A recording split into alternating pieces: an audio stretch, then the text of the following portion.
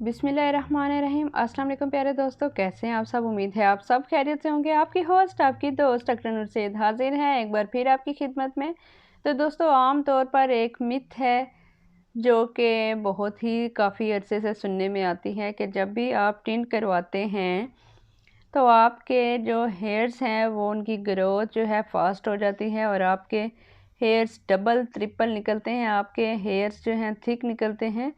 तो क्या सच में ऐसा है या नहीं है, आज हम इस वीडियो में डिस्कस करेंगे।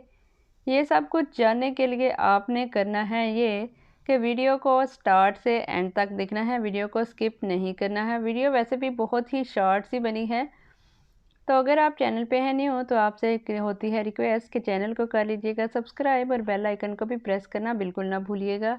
इससे होता है ये कि मेरी तमाम अपकमिंग वीडियोस आपको फ़ौरन से पहले मिल जाएंगी। सो आइए जनाब, वीडियो को स्टार्ट कर लेते हैं। तो हमारा जो क्वेश्चन है कि क्या टिंट करवाने से बाल ज़्यादा आते हैं, बाल घने हो जाते हैं। So yes, the answer is that बिल्कुल भी ऐसा नहीं होता।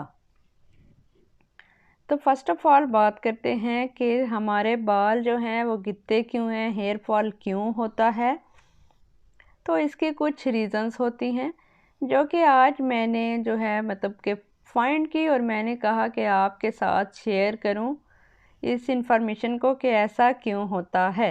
बाल गिरने के पीछे बेसिकली 4 रीज़न्स होते हैं।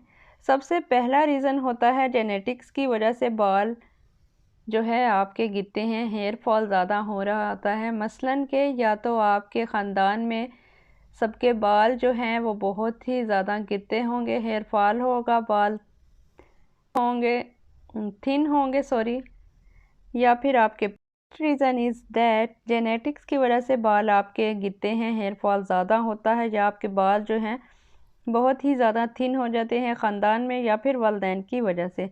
सेकंड बात जो आती है वो बात होती है कि हार्मोन जो होते हैं, हार्मोनल प्रॉब्लम होती है तो आपके बाल जो है गिरते हैं, हेयर फॉल स्टार्ट हो जाता है।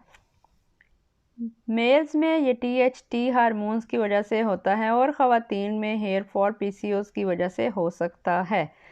सो यस, नंबर थर्ड पे हम अब बात करें तो न्यूट्रिशनस डेफिशिएंसी की वजह से भी आपके बाल गिर सकते हैं, आपका हेयर फॉल ज़्यादा हो सकता है।